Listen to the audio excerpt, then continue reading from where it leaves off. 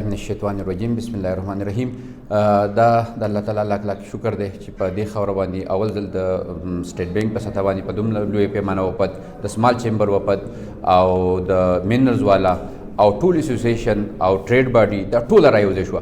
نو دا ټول یو ذهن والا یو سوچ والا یو فکر والا خلک دي او ان شاء الله چې دا خلکو دا سوچ فکر یو ځای شي نو ډیر زر د دې نتایج به تاسو ته ښکاره شي او یو ډیر بهترین اکټیویټي به په دې علاقه باندې تاسو ته ښکاري او بزنس به زموږ ان شاء الله ډیر مخکې طرف ته ځي د خیره ان شاء الله. شکریہ. بسم الله الرحمن الرحیم. ډیره مهرباني. اصل کې نن چې کوم پروګرام د سټیټ بینک نو دا زموږ بزنس کمیونټي ته آګاهي ورکولو چې سمال اینڈ میډیم انټرپرایزز چې کوم دي سټیټ بینک هغوی ته په کوم ځای کې سہولت ورکولی شي چونکې زموږ خلک مونږ زیات د دې څیزونه نه وي خبر دلته انډسټري هغه څیزونه ډېر کم دي نو اویرنس نشته. نو بنیادي مقصد د دې پروګرام چې و نو خلکو له اویرنس ورکولو چې سټیټ بینک په کم مد کې دوی له قرضې ورکولی شي په اسلامیک موډ کې ورکولی شي. بنیادي مقصد خو دا و. سره انشاءالله چینج به درایي څنګه تاسو اوس سرتاج سے اعلان وکړو چې دا ټیم راغلی دی انډسټریل زون جوړېږي د 500-600 کنال باقي کوم دی لوکل بزنس کمیونټي ته پلاټونه ملاویږي هغوی به دلته کې انډسټري لګوي. سو اوس تاسو واورئ چې را مټیریل د دې ځای نه ځي کراچۍ او لاهور ته او هغې باندې خرچم کېږي او بیا هلته لیبر روزګار هم هغه خلکو ته ملاویږي او هغه فینش ګوډز واپس په دې خلکو په ګران قیمت خرڅېږي د دوه هغه څیزونه په ګران قیمت خرڅېږي زموږ د علاقې په خلکو. نو چې دا انډسټریل زون ورسره راشي نو دغه را مټیریل ته به دلته انډسټري ولګي په هغې کې به لوکل خلکو ته روزګار میلاو شي. کم را مټیریل چې کوم دی به فینش ګوډز ته واوړي او فینش ګوډز چې واوړي د هغې به یو پلس انشاءالله د هغې قیمتونه اوچت شو.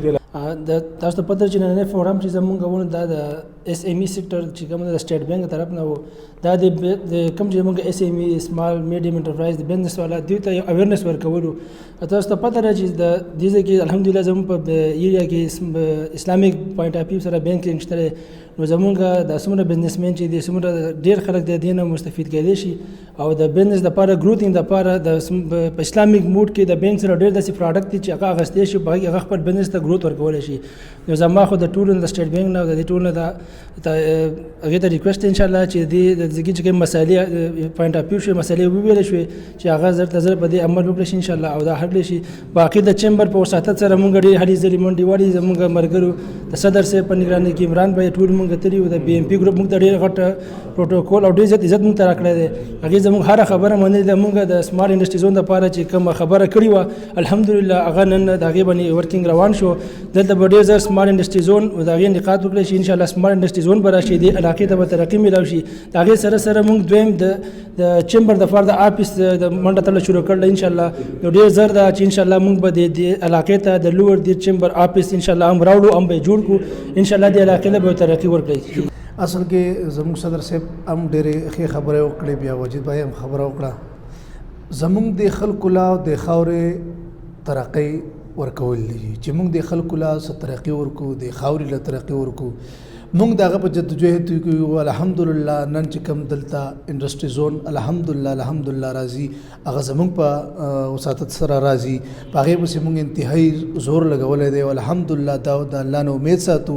زموږ چې کوم بي ام پي ده هغه موږ چې کوم سپورټ کوو زموږ بي ام پي نو اج زموږ د حاجي غلام علي صاحب چې کوم دی هغه موږ او قیصر بھائی موږ دلته ډېره زیاته د دیر د خاورې دپاره ځکه چې هغه هم د دې دیر د خاورې سړی دی حاجي غلام علي صاحب نو هغه د دې لپاره ډېره زیاته زموږ سره ولاړ دی شاپشانه او په دې کې دا غم ډېر زیات سپورټ دی چې د دې خلکو ته یو ترقي میلاو شي.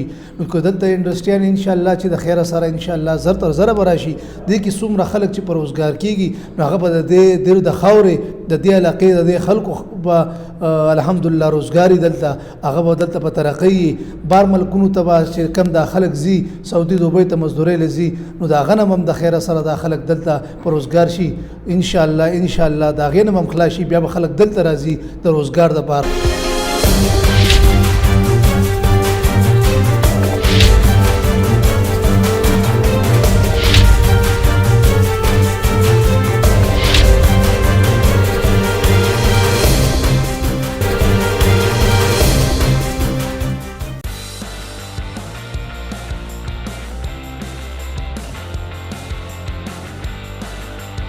जिले पुलिस सरबराह दिरपाइन कैप्टन रिटायर्ड याकत अली मलक ने कहा है कि ड्राइविंग लाइसेंस की वसूली को आसानी बनाने के लिए लोअर दिल पुलिस ने अमली इक़दाम शुरू किए।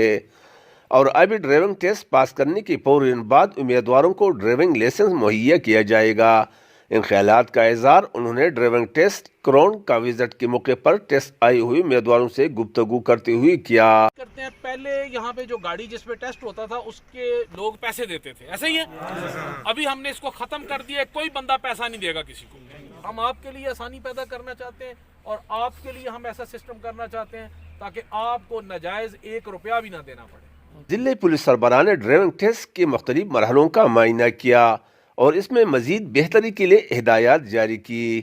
اس موقع پر ڈی پی او لوور دیر نے ڈرائیونگ ٹیسٹ کے لیے سرکاری گاڑی کی فراہمی کے احکامات بھی جاری کی۔ کیمرہ ٹیم کے ساتھ رحمت اللہ سواتی، تیمرگرا، لوور دیر۔